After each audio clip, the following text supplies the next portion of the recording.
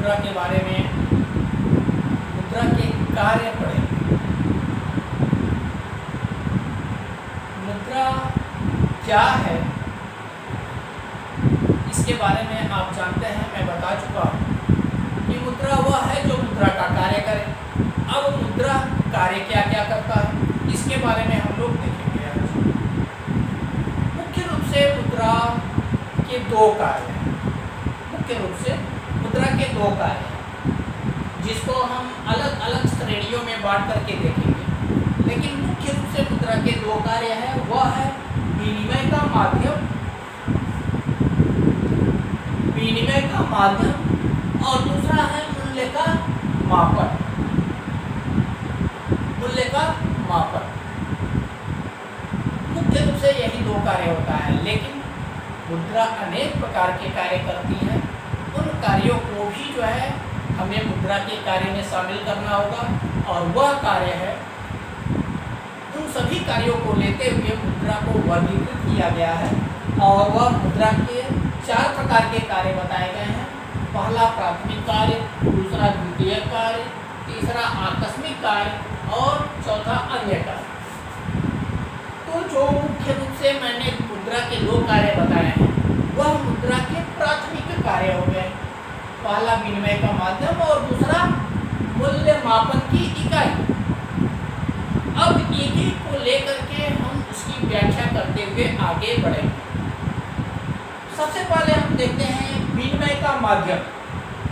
विनिमय का माध्यम का मतलब क्या है? विनिमय, विनिमय जानते हैं, लेन देन करना विनिमय होता है।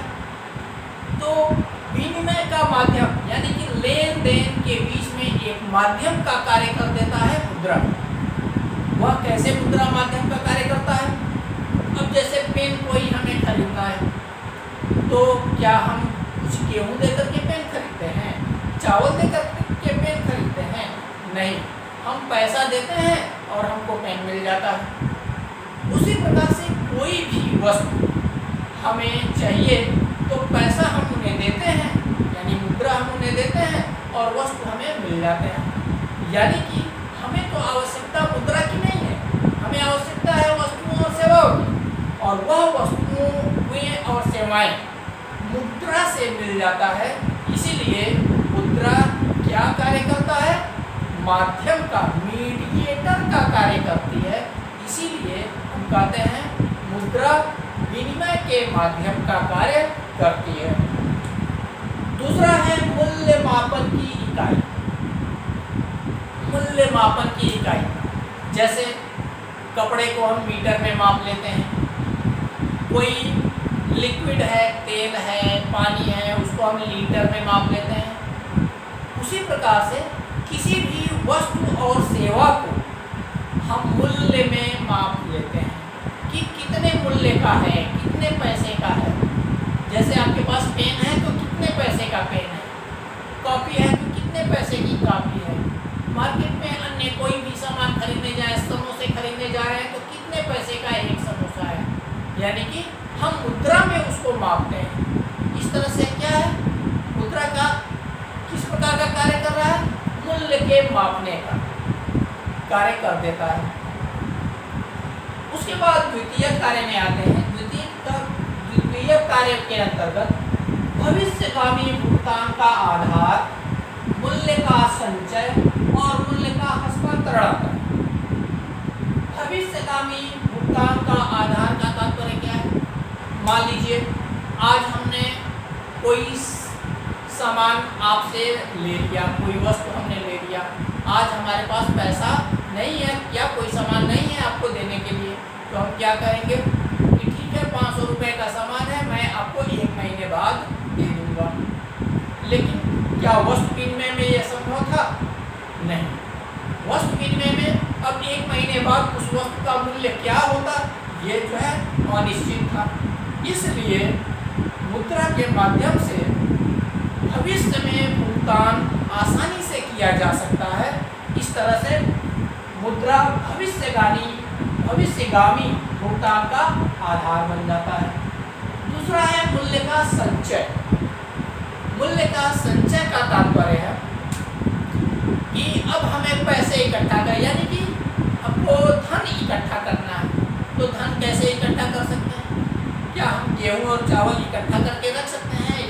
रखोगे तो कितने समय रख पाएंगे? 1 महीना, 2 महीना, 1 साल, 2 साल, पता चलेगा कि 1 साल 2 साल बाद उस वस्तु का मूल्य और कम हो गया। यह समस्या बन जाती है।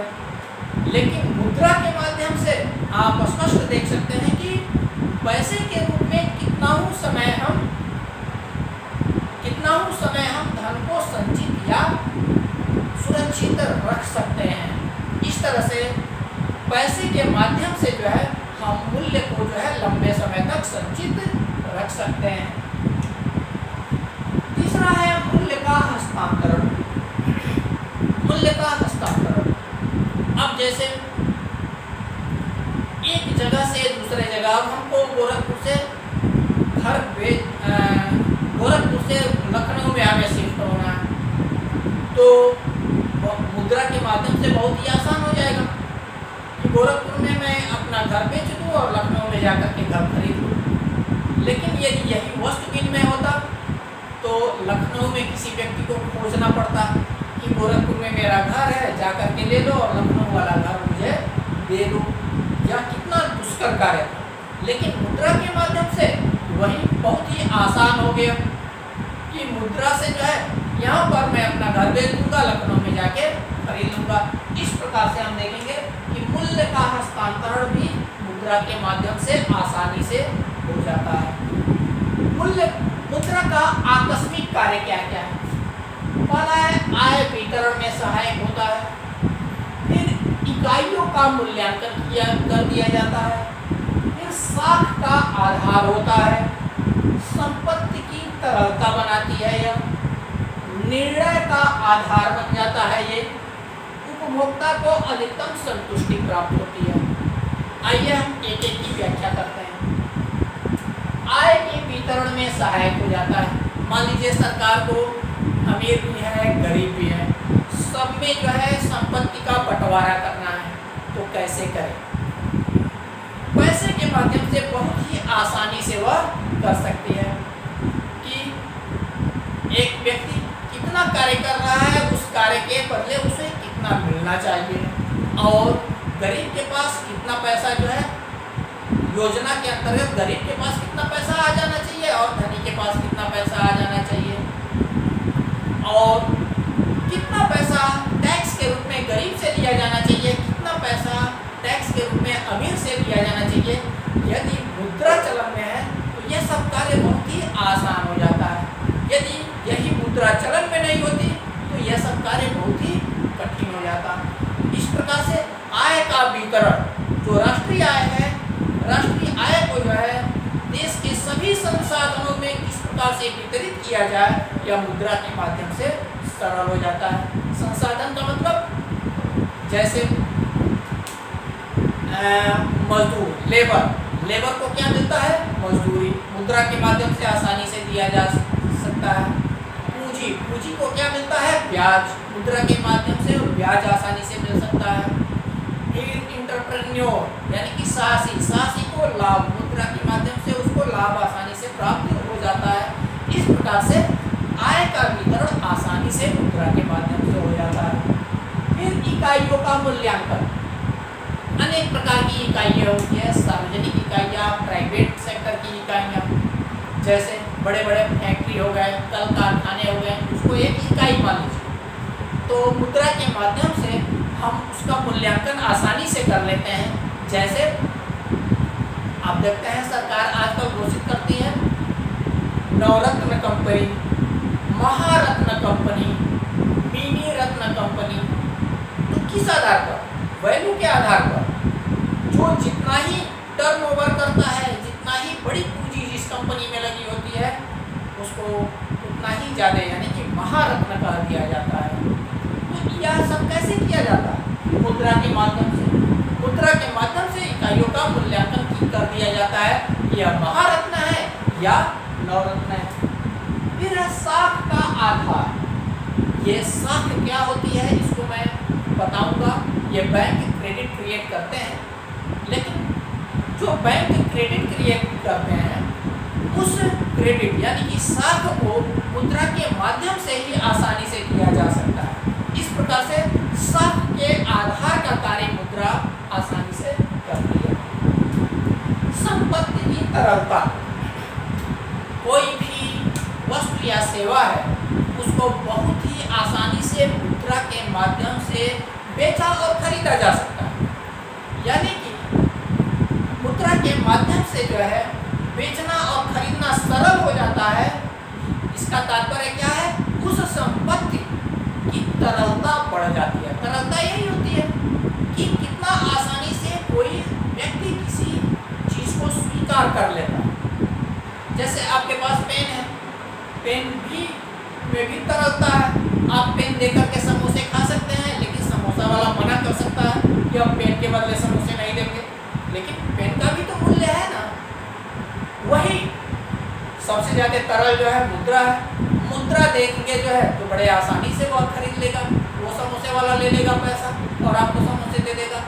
यानी कि जो है मुद्रा से जिस वस्तु को जितना ही आसानी से बेचा और खरीदा जा सकता है, उस वस्तु में उतना ही अच्छी तरलता आ जाती है। तरलता का मतलब स्वीकार्यता से है, समझ लीजिए कितना आसानी से लोग स्वीकार कर लेते हैं। ठीक है, तो संपत्ति की तरलता, मुद्रा के माध्यम से संपत्ति तरल बन जाती है।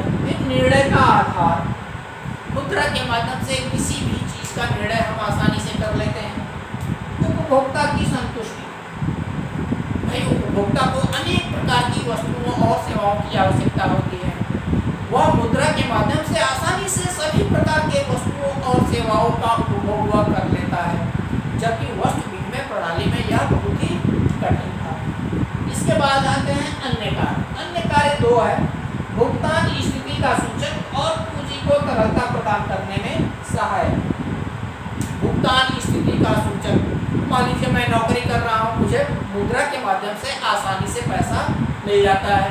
हमें किसी चीज के बदले में किसी को भुगतान करना है, मुद्रा से हम बड़े आसानी से भुगतान कर लेते हैं। यानी कि भुगतान को सरल बना देता है मुद्रा। फिर पूंजी को तरलता प्रदान करने में सहायक। हमारे पास पूंजी है, फैक्ट्री है, फैक्ट्री में बहुत सारी मशीनें लगी हैं, वह एक पूंजी का कार्य करता है। हमारा मकान है, यह एक पूंजी है। हमारे पास अन्य सोने चांदी है, यह एक पूंजी है। इस पूंजी को तरलता प्रदान करता है, तरलता प्रदान करता है, यानी कि स्वीकार्यता जो है प्रदान कर देता है मुद्रा। मुद्रा नहीं होता तो इन पूंजी को जो है लेने वाला खोजना पड़ता है, लेकिन मुद्रा के माध्यम से आसानी से बेच करके हम दूसरे अपने कार्य आसानी से कर सकते हैं। तो ये थे मुद्रा के कार्य। मुद्रा के कार्य के बाद जो है मुद्रा से संबंधित अन्य बातों को अगले टॉपिक में, अगले वीडियो